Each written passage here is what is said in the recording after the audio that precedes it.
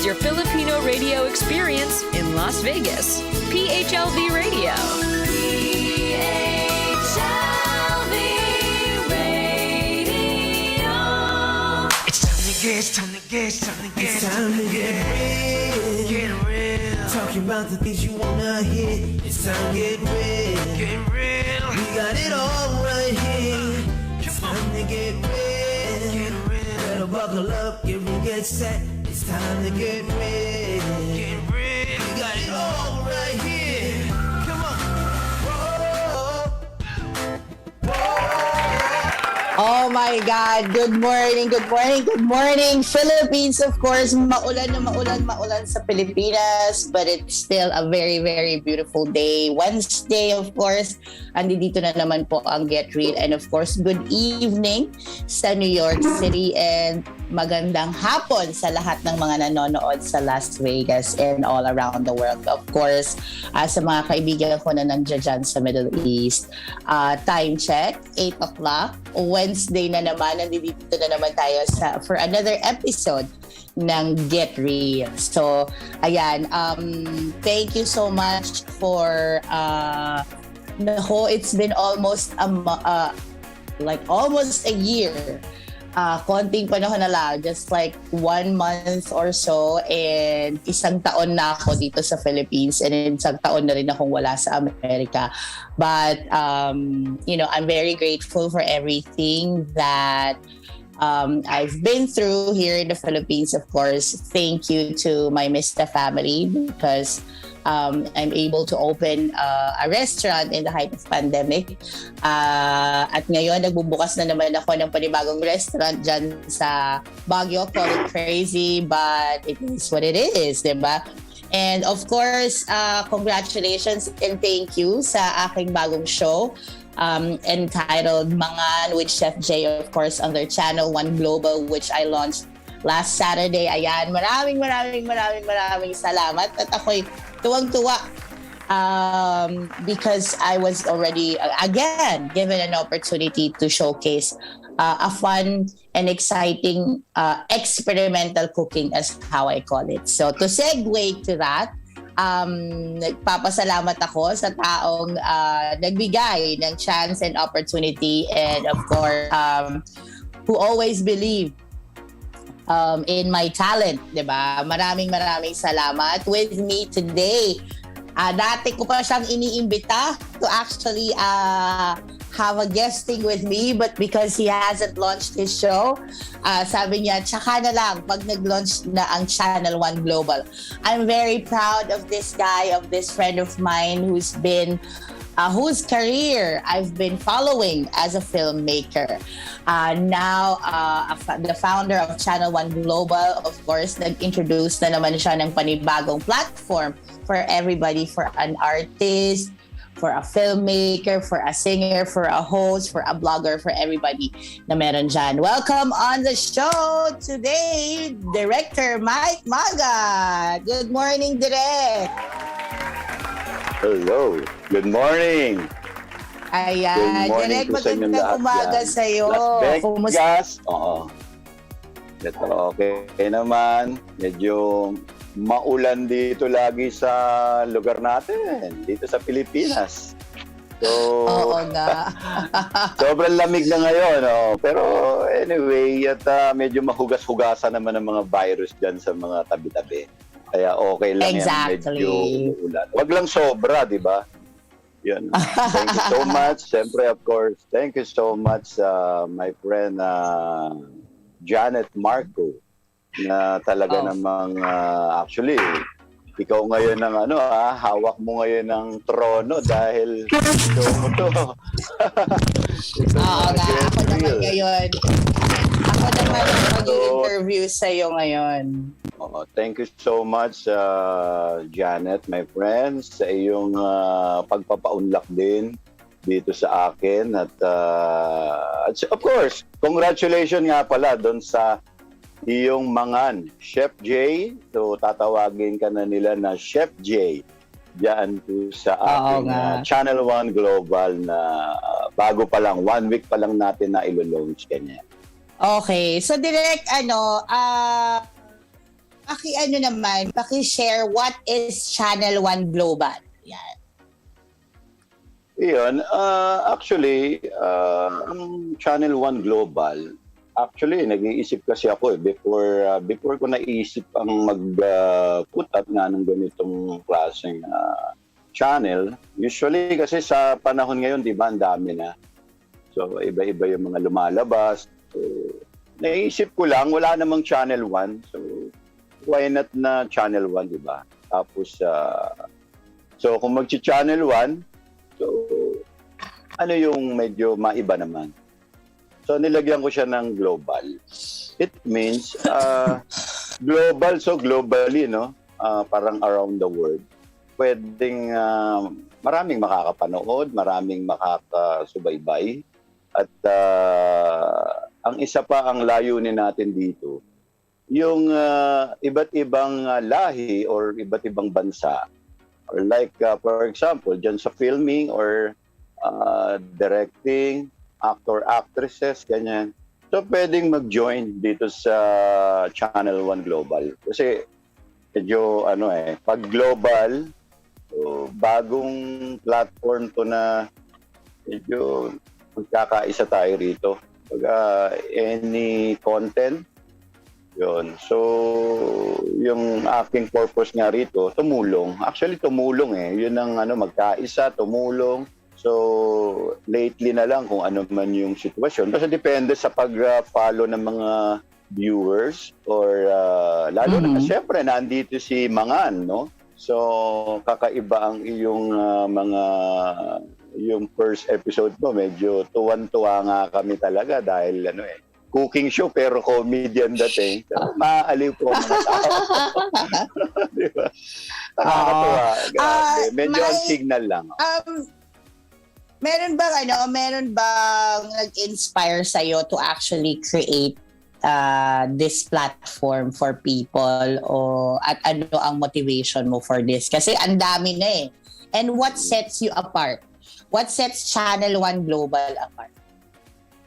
Yeah, may part kasi, usually, last 2019,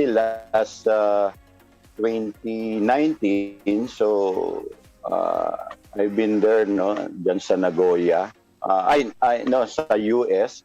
So, umattend ako ng film festival Manhattan. So, okay pa So, December, relax. So, pagdating ng 2020, medyo nag-iisip pa ako, may visa pa ako, ayoko munang umuwi. Sabi ko pa, mga January, February. Pero sabi ko, ayoko namang sagarin yung aking pag-i-stay dyan sa New York, sa US, dahil para makabalik uli ako kaagad, mas okay. Pero meron pa akong may visa pa ako. Tapos, para bang hinahatak ako ng pag-uwi. Usually, ang aking pag-iimpake, sobrang antamad-tamad ko talaga hanggang sa umuulan pa. Tapos, yung aking baggage, medyo parang mag-excess na yata, gano'n. Tapos, nakatingin lang ako sa bagahe ko. Alam mo yung friend na, sabi ko, alis ba ako? Uuwi na ba ako? Parang, ayoko muna kayang umuwi. Pero alam mo, nag-decide ako in that day nung uuwi ako. Tapos ihahatid ako ng isang friend ko din dyan or na-meet mo rin siguro dyan sila yung aking sila doktor dyan na So, parang hintayin ko daw sila. Ihahatid ako. So, nangyari, parang ang bilis kong umuwi. Sakay na kaagad ako ng na kaagad ako, taxi na, punta na ako ng airport. Alam mo, that time na yun, yung pag-uwi ko, medyo naririnig ko na yung virus. Yung parang medyo na raw, medyo may kumakalat ng virus, pero nasa China nga. Kaya ang ginawa ko, nung nandito ako sa Pilipinas na Feb, sabi ko, punta kaya ako ng Japan. So yun na, nag-decide ako na magpapahinga muna ako dito sa Philippines ng 1 month. So umalis ako ng papuntang Japan, March. So March 4. medyo may ano na medyo maingay na ang virus, so nakamas na yung iba, ganun.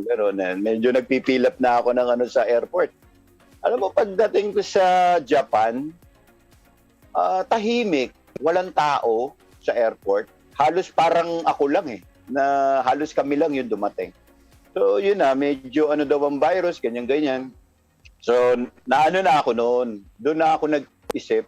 Sabi ko, baka abutan ako dito ng lockdown sa Japan, ano ang gagawin ko sa buhay ko? Ano akong babalik? Alam mo, nangyari nga yun na nag-declare si Presidente Duterte ng lockdown nga nung March 15. Ng lockdown. Oo, nauuwi ako dapat. Actually, 2 weeks lang ako sa Japan. Alam mo ba, anong araw ako inabot doon? Inabot ako hanggang mag-Berne. Halos mag-iisang taon na akong umuwi dito. So, wow. So ano yan? Grabe, doon ako nag-isip. Offspring yan ng lahat ng mga pinagdaanan ng tao na nag-go through sa lockdown process. At nag-isip ng mga makabuluhang bagay na gagawin during the lockdown. So, ngayon, ilang shows meron ng Channel 1 Global currently? Actually, kung isasama ko yung sa akin, dahil yung sa akin kasi medyo inuhuli ko na medyo na ang utak ko kasi sa panahon ngayon, gusto ko muna nakafocus ako dyan sa shows ninyo. Kasi kung isasali ko kagad tong sa akin, medyo madali na yun sa akin. So nasa so ilan? So six yung yung sayo, yung Mangan. Tapos yung Mata sa likod ng camera, hosted by Direk Kakabalagtas. Tapos yung siyempre magaling na director action, bankable actionista ang kanyang mga dinidirect. So sobrang natutuwa naman ako dyan kay Direk at nagpapasalamat ako at siya'y nagpa-unlock mag-host nga ng mga buhay-buhay pelikula. So ang pangalawa naman, dyan sa kay Locanuan, diyan kay Cap Joji Jimenez diyan sa Ilocos. So magaganda ang kanyang mga yung mga content. So natutuwa naman ako, medyo marami na rin siyang views at medyo may mga values din yung kanyang nakita ko itong ipapalabas ngayong Thursday. Maganda rin naman yung about sa waste. So yun, nagpapasalamat ako dyan kay Cap Joji sa pagpapaunlak niya. So, ang pangatlo, ang pang-apat, yung joke box, no? Yung kay Rafael and Don Dan. So, grabe, sobrang natutuwa ako sa kanila dahil sabihin na natin, actually, hindi naman din na sila baguhan kung i-compare ko sa kakilala. Na-meet ko sila dahil dati pa. Mga nag-show na sila sa malaki ang show. So, sobrang nakakaaliw. Kaya congratulations sa joke back nila. No? Tapos yung Weekends with Cat and Case. So, merong with Cat and Case. Yung Weekends with Cat and Case. Yun nga yung kila Cat and Casey, yung magkapatid. And yung isa ay Karen-san and Ami-san dyan sa Japan vlog. So, nakakatuwa dahil imagine sila yung kayo lahat ang nag-e-effort kasi actually content producer kayo, host, kayo yung segment, yun ang role ninyo lahat. Okay. So, direct may total na 6 shows and I'm pretty sure na lalaki yung network mo. How will the people na gusto mag-join sa'yo can get in touch with you, can join mga... I'm pretty sure marami, Channel 1 Global, I'm very sure na maraming gustong maging content producer or to actually submit their films, mga short films para mapanood sa Channel 1 Global. Paano kanila ma-reach? Okay. Actually, naman ako sa Facebook, always, naka-online lagi ang Facebook. Actually, hindi na nga yan pinapatay. So, ako na lang bigla na lang ako nakakatulog. Meron nga akong pinost dyan sa Facebook ko na medyo gusto ko lang magpatawa. So parang hindi na, ano ba, natutulog ka pa ba ng maayos? Sabi, ano ko lang, dahil ganun ako kaseryoso. Actually, ako yung tao na sobrang seryoso sa mga ginagawa ko.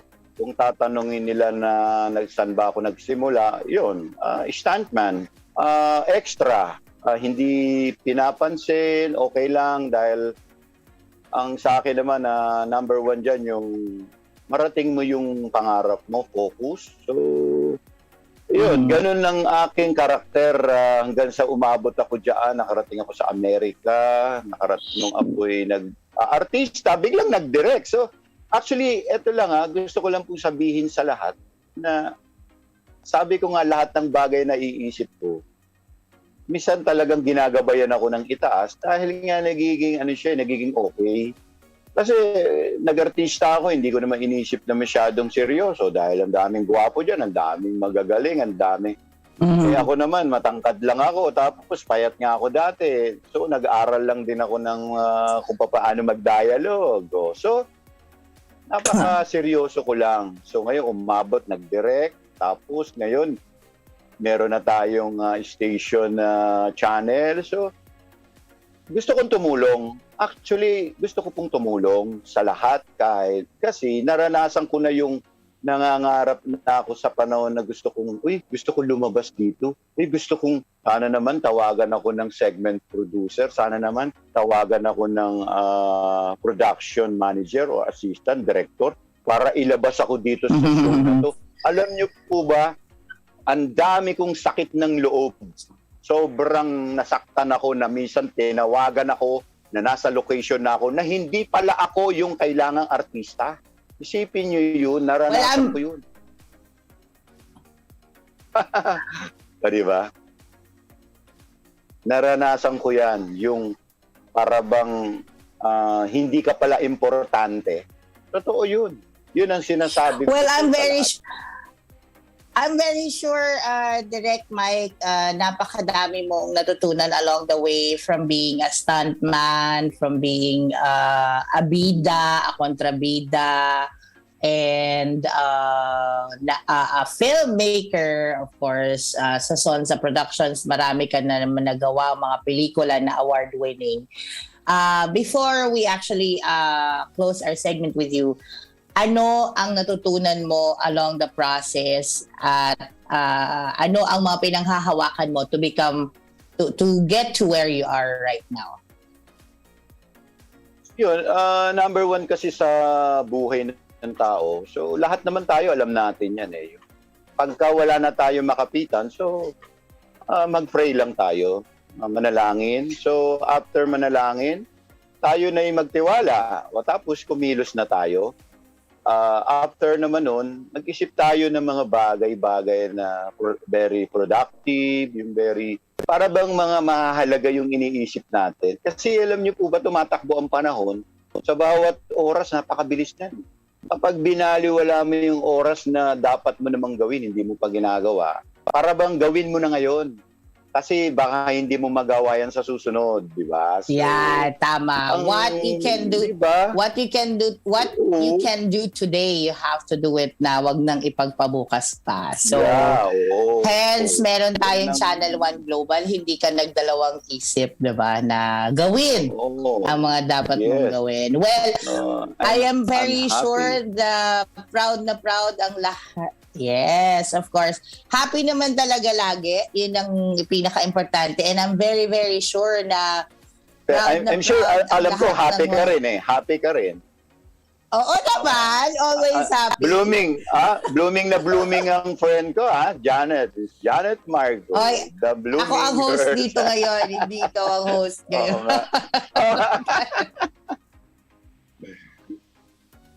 Iyon. So, siyempre naman, natutuwa always ako. blooming, always happy.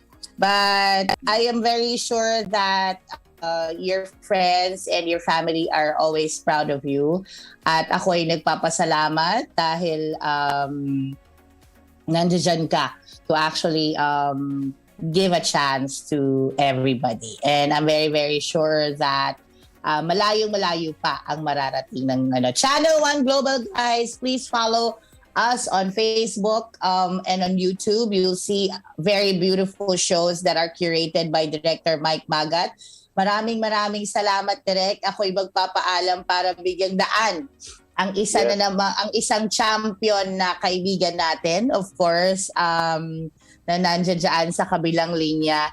Na kahit na matagal na ako sa Pilipinas, ngayon ko lang ulit siya makakausap. Thank you very much, Mike. I'll see you very soon.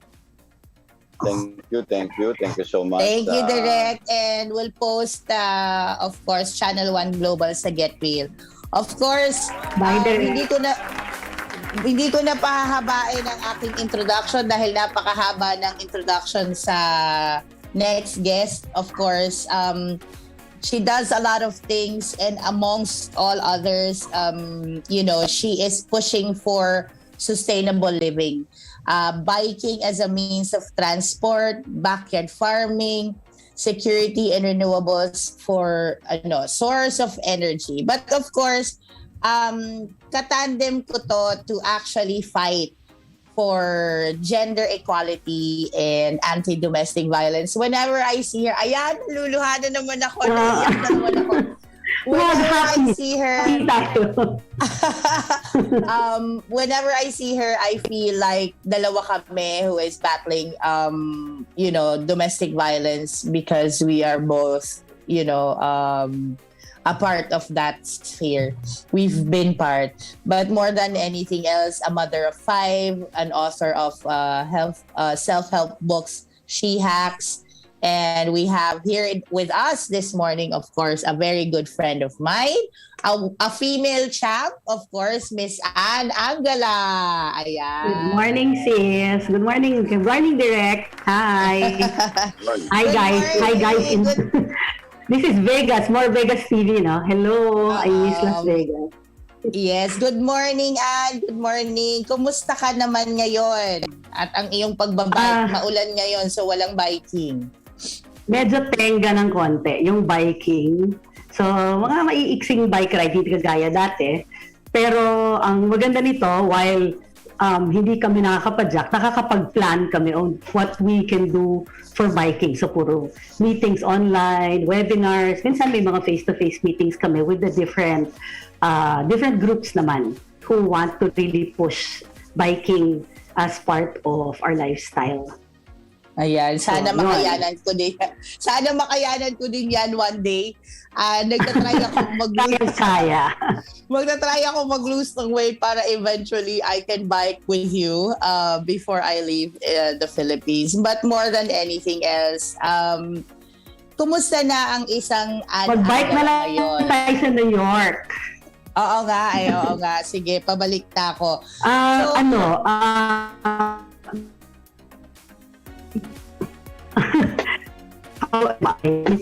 So I have already in service, no? Like nabanggit mo kanina, like you mentioned, I'm into sustainable living, I'm into anti-domestic violence, and I'm into gender equality states. So ever since I came back 2017, unti-unting na parang yan yung path na nasundan ko. So, ngayon, before meron pa akong mga ibang work that I do, pero now, nasa 95% that I'm fully devoting my time to helping people who are marginalized. The 5%, that's what I do. Siyempre, meron pa rin akong trabaho to put food on the table, to provide for my family. But my time is, itinakda na ako na talagang I'm here for women, for cyclists, whoever. So mo na rin, you are able to actually at an early age that you are able to actually figure out your mission in life. Is that after being a victim of domestic violence or matagal-tagal pa? Yes, not immediately after it. I was an advocate when I came back. So 2017, nagsa-start na akong doing talks. But then yung almost devoting my full time into this is when the pandemic came. kasi the pandemic gave all of us, kahit si Direct Mike, kinukwento niya, na gave us a platform kung saan natin ma-explore yung mga things that we have to do for ourselves and for the community.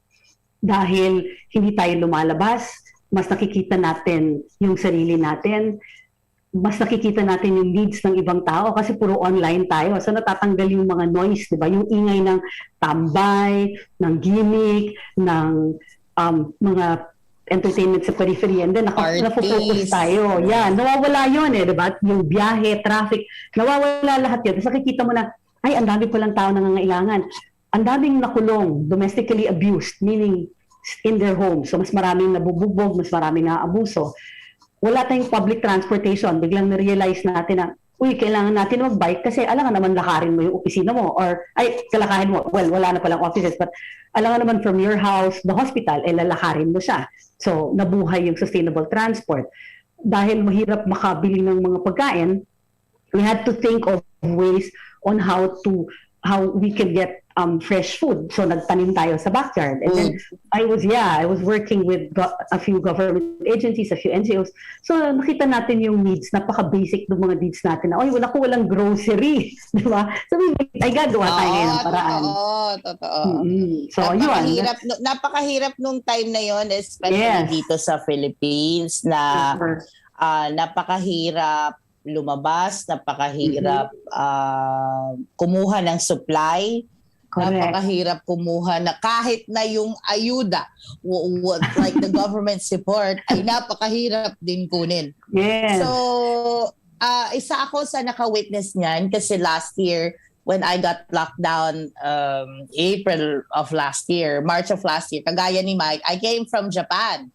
Galing ako sa Japan, and then supposedly back to the Philippines, and then na-lockdown ako. Doon din umikot ang ulo ko to see what is actually going on in the Philippines. Kung hindi ako naka-experience ng lockdown sa Pilipinas, I wouldn't be able to actually realize how hard the life in the Philippines is with the pandemic. Now, Anne, ilang taon ka? Balikan natin yung time na you were challenged for domestic violence. Ilang taon ka nun? I got married 26. So, and then I was domestically abused almost the whole time I was married for 18 years. So, 46 na ako nakawala sa violence ko. And I'm so thankful to you guys, 'di ba? Kayo yung sumalo sa akin doon sa New York when God gave me the opportunity to leave the relationship. Ang mga sumalo sa akin kayo. Yes. So I'm very thankful. Up until now, yun pa rin yung parati kong kinukwento na ako, my friends were there. Your friends were, that was the gift na kapalit ng lahat ng hardships.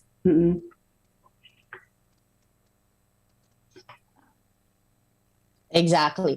Now, so that's like back in 2017. I know, hindi ko natatanungin sa'yo kung mahirap dahil galing ako sa hirap ng process. Pero ano ngayon ang ginagawa mo to actually, hindi ganun kadali mag-move on from that, hindi ganun kadali let go of the feelings, especially kung may mga anak at may pamilya, no? Yes. But apart from what you do, papaano mo ngayon nalalabanan yan lahat? Papaano mo ngayon sinasurvive? At paano ka nagpapatuloy sa buhay? Even before I was going through domestic violence, I knew na meron purpose yung pinagdadaanan kong hirap, which was true kasi when I was able to escape that situation, I already started being an advocate for this. I do talks, unti-unti, it grew. May mag-iimbita sa akin isang municipality, I'll do talks. May mag-iimbita sa akin isang agency, ganun. Until nag-lockdown, I was already going around the Philippines doing women empowerment and doing anti-violence against women and children talks, educating a lot of people, telling them my stories. Tapos nitong lockdown, marami rin akong naging webinars kasi dahil nga hindi pwede. So for me, this is my work already. it is me sustaining myself through my advocacy. So, parang social entrepreneur rin. I'm helping people, but then I'm living through this. So, nagbibigay ko ng mga talks.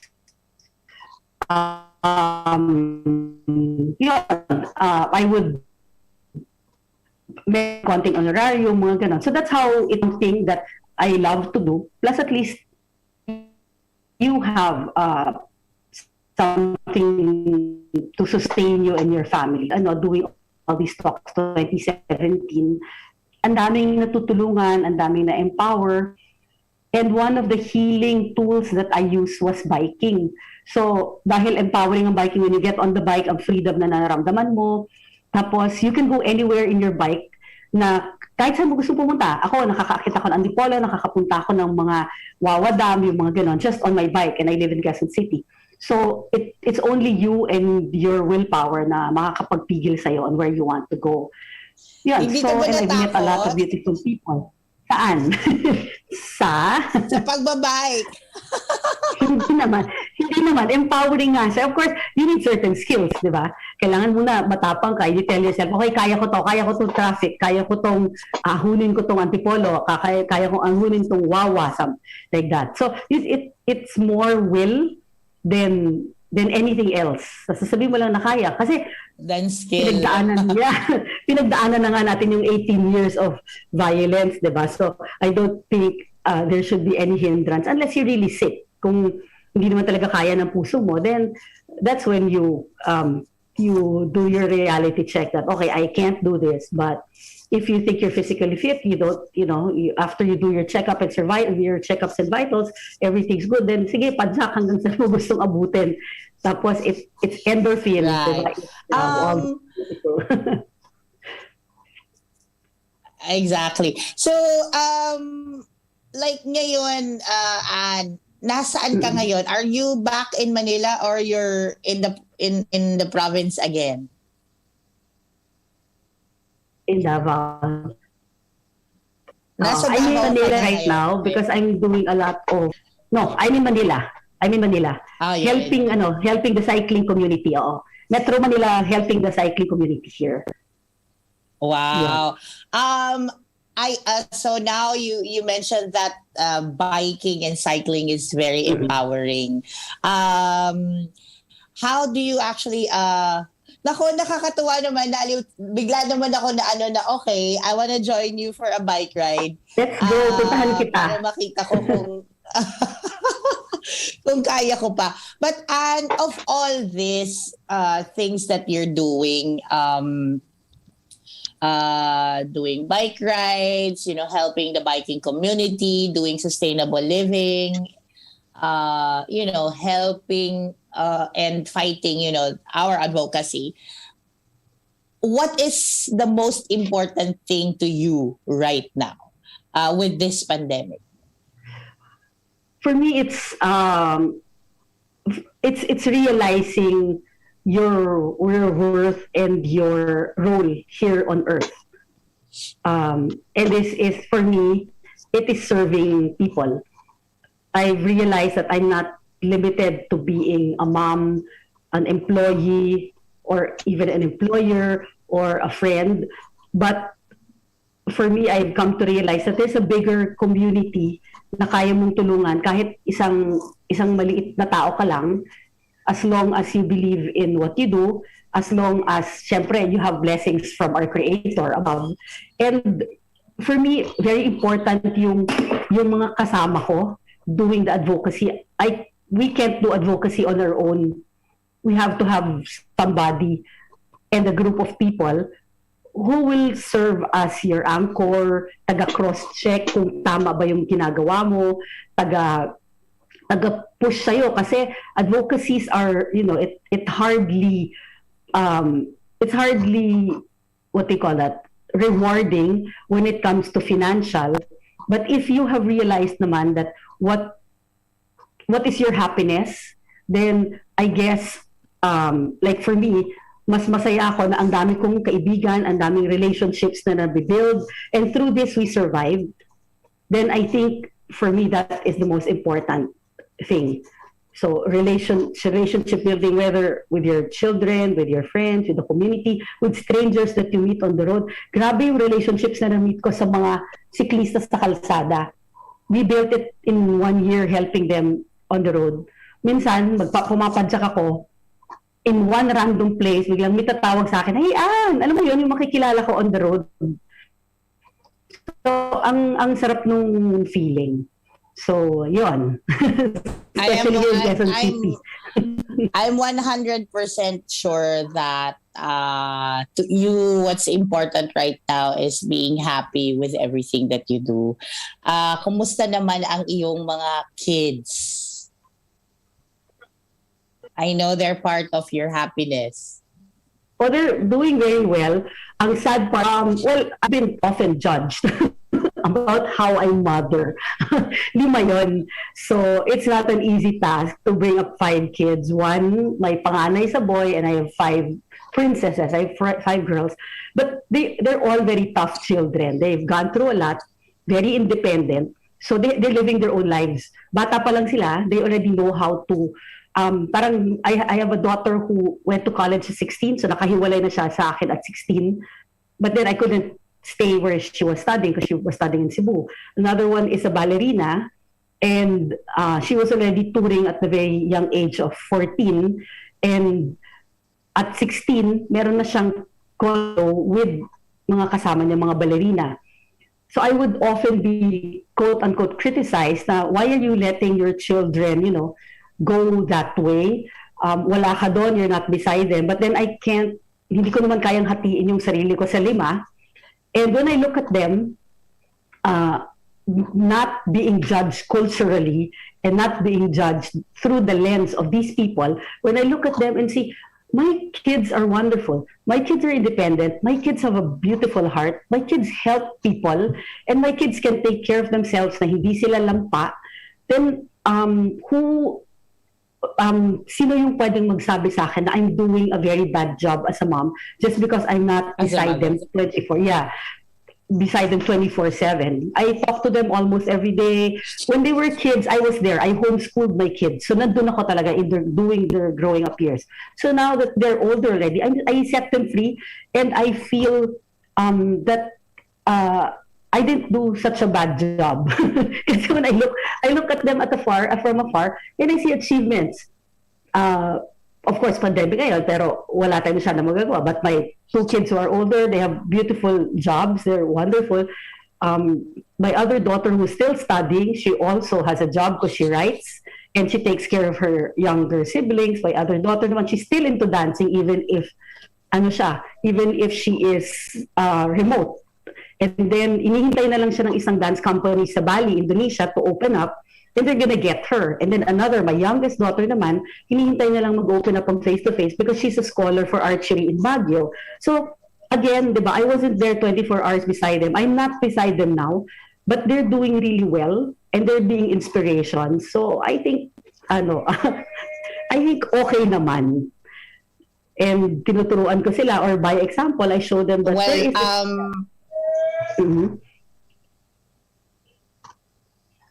think we rock the same boat because having to go through domestic violence and fighting that, and the same way being judged on how to mother 5 children. Parang parehas carbon copy ba ang ating buhay. Pero I think the bottom line of all this is when we see how our children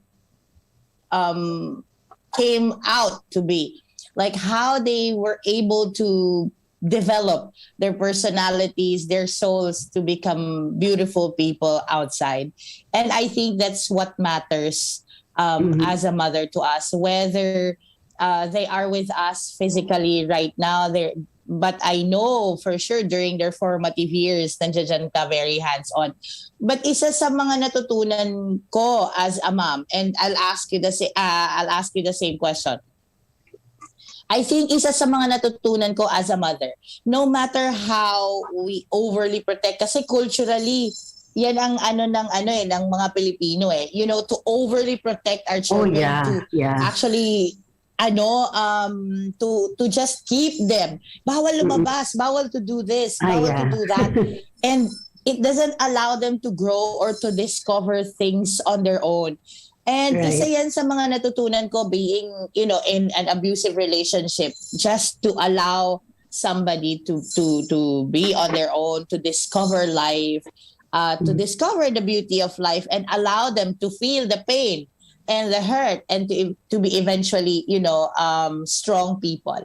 Now, ikaw as a mom, going through all that, do you think if given the chance to change things, you would have done things differently, or you're happy the way it is? Oh, in rearing my kids, of course, I know I didn't do perfectly, but I didn't fail too.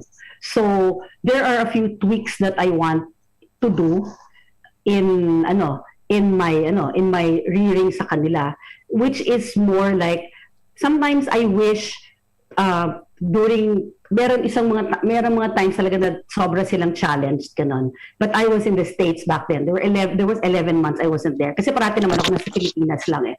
So it was a big thing na wala ako. Especially like my, so it was more that, yung me not being there. Number two, yung financial. I wish it were a little better para hindi nako-compromise.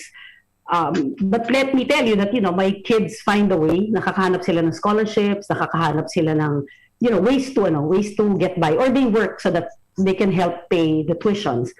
So it's also a win-win. Pero syempre, bilang magulang, diba, you also feel that you want to give them naman at least that basic thing of the education. Tapos minsan namimiss ko sila. They're all over the place kung saan-saan kami. Namimiss ko being with them. Yun lang. Yun yung aking parang, sana Pasko magkakasama tayo. Pero dahil hindi, okay, itabi mo muna yung mga sentimiento. And ganun yung reality. Of course. I am 100% sure tumutulo ang iyong mga luha pagka namimiss mo sila, and I'm 100% sure that they miss mothering, by you. But then, Anne, right now, if there is any message that you actually want to tell your children that you have not told them a long time after ngayon na may pandemic, after you've been through. Alam mo, sobrang emotional ako pagdating sa bata. Parang maiiyak na ako. Maiiyak na. Sige. There's nothing I haven't, anyway, what was that? Sorry. There's nothing I haven't... Kasi, go ahead. Well, there's nothing I haven't told my kids, but then every time na I tell them, if there's anything I want to tell them, that I'm super, diba, proud of them. They're the greatest gift. So kahit ano man yung pain na naranasan ko during that, wala yun, burado yun eh. In fact, wala na nga sa akin yun. I'm living a very happy life now. As I am, I'm with my 2 children. I talk to them every day. It's really fun. I cannot even say na parang I had the miserable life despite the 18 years. Kasi na-promisean naman tayo ng more beautiful and longer life, more beautiful life after we already escaped the hardships. So for my kids, just continue being happy, continue on, flying, continue on exploring the world. And I'm behind them all the way, behind you guys. You know that. I hardly ever said no to them in the things that are going to be for their own good or for the development.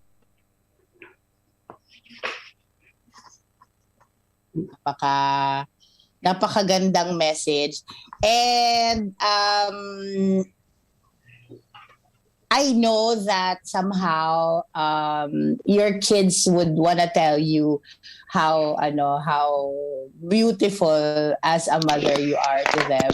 Kasi nararamdaman ko din naman yan at nakikita ko.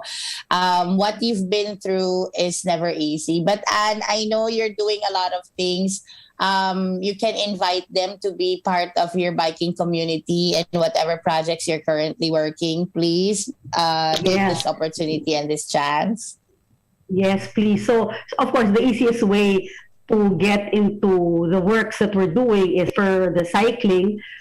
Please like Bikers United Movement on Facebook. So, doon po makikita nyo yung trinabaho namin, how we were able to put up the bike lanes, to inspire the bike lanes all over the country. For ano naman, for my personal advocacy on women, you can look for my page on Angala, ANNANGALA. You can see it on the screen. And I have another project which I'm working with different communities. There's NGO, there's LGU, there's and also the cycling community. It's called Break the Cycle. So pwede nilang hanapin yon, Break the Cycle Philippines. So this is a fusion already, and working with a lot of other entities. So tatlo po yan. So there's Bikers United Movement, there's Ann Angela to see me or to get in touch with me if you need a speaker, a resource speaker for women empowerment and violence against women and children. Please please get in touch with me para para maging sustainable naman ako, and again break the cycle. If you're a group, you have a community that you want to empower, then yeah, let's get together. Send us a message there, and we're very much willing. Yan po. Thank you. Ayan. Thank you so much. Thank you so much. Before I let you go, I wanna actually just greet. Hindi ko nakikita kung yung aking nababasa sa screen, but thank you so much sa lahat ng mga nanonood at sa lahat ng mga angels who's actually being sent to us to support and to actually watch the show. Of course, PHLV Radio, thank you so much. Lahat ng mga supporters ng Lodi ng Bayan, they don't only support the talents that I have, but they also support my shows and everything that I do. Thank you, Raven Anaya, Reg, Susana Odin, Annalie Gandesa, of course, Miss Lillian Gabriel. Thank you kay Tita Baby, Mr. Cafe, Louie, and everybody who's in Baguio right now. Thank you so much, of course, Mr. Luis Pedron, who is actually busy right now doing and fixing his film festival programming with his team right now in New York. Matagal na panahon nagagalit na sa akin, hindi na ako kinakausap sa sobrang busy niya. Of course, ayan, of course, please do support Hakbang international showing coming this August. Of course, Director Mike Magat's programs. Ayan, please support everything that we do. Napakahirap ang sitwasyon ngayon during this pandemic. Bumabalik na naman tayo to the current situation, but I believe working hand in hand, collaborating together, and doing beautiful things creates a beautiful outcome for the betterment of all the people. Hindi ako magsasawang magpasalamat, of course, to Tita Miles de la Cruz, Tita Josie Harrison, and of course my PHLV Radio family. Please do not forget, we are not only live every day for all our shows here on PHLV. We are also live on YouTube. We have our own PHLV Radio app on on Google and Apple. You can also watch us sa aming website. And if you guys are wanting to support all the shows and willing to advertise and support, of course, we are talking about sustainability. Please visit PHLV Radio website and see all the shows. Ang dami-daming shows na po-produce dyan beautifully all over the United States. And of course, it's being reached all over the world. Thank you so much. Thank you to Miss Lillian Gabriel. Ako ay umiinom ngayon ng aking masarap na Anvil coffee, to my sister who's also non-stop supporting and sharing us. Hindi ko nakikita kung sino nakatune in ngayon kasi wala akong monitor. But just the same, matagal ang binyahe ng Get Real for being an independent show that we are just being watched on Facebook. But now it's being heard and watched on all PHLV radio platform. Thank you very much. And of course, I wish you, Anne, Thank you. and Direct Mike, success and everything that you do. Maraming salamat sa inyong dalawa at ako'y hindi nyo Thank you, pinabayaan at iniwan dito. But I Thanks. just wanted to share something that I've always been wanting to share. And na-emotional ako kasi pauwi na ako ng New York and the Philippines has brought me so much learnings and teachings. Hindi ko alam na ganito kahirap ang buhay sa Pilipinas. So kung meron po kayong ways and means to actually help and reach out to the people around you and in your community, please do so. Napakadami pong mga tao na hindi na kayang abutin ng gobyerno. And nakakaano po talaga ng puso kasi yung mga maliliit na tao na kagaya namin would always want to help and support the government who cannot already do whatever it is. But please know that for every wound, there's a scar, and every scar tells a story. And a story says we would survive. Let us survive everything that is happening right now. And thank you so much for tuning in. And paiyak na naman ako. My God. Thank you, Direk Johan. It has been a beautiful morning for everyone. And thank you to all my friends. I would never stop thanking you for believing and for supporting and just for being my friend. We don't need to see each other. We don't need to actually physically touch, but we know that the heart, that the love and the heart would always send us the message that we always care and look after each other. Please, self-care and self-love is very important for us to be able to spread love and take care of the people around us. It has been a very beautiful morning. Thank you to everyone who is continuously watching. Please support all our shows, all our projects. Channel 1 Global, Director Mike Magat, thank you very much. Lodi ng Bayan. And of course, Ann Angela will be posting everything live here. But for all of you, please do not judge people because you don't know that people around you are battling something that you don't know. Let us just spread love and give love so that we get love in return. It has been a beautiful morning. Jeanette Marco here on Get Real TV, talking about real people, real stories of real life on PHLV Radio.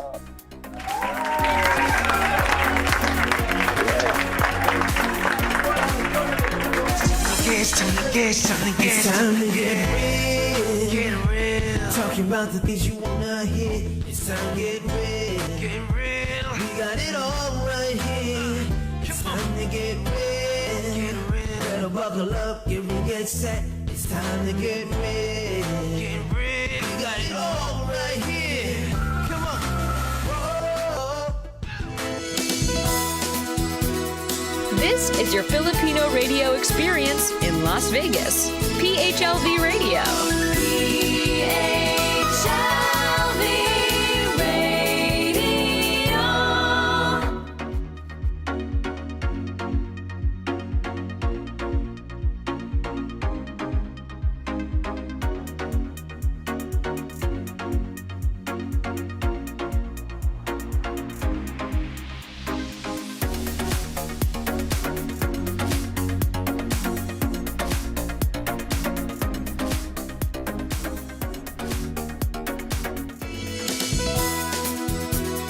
Just like a friend from back home. Hi everyone, this is Lana Misalucha and you are listening to PHLV Radio. PHLV Radio.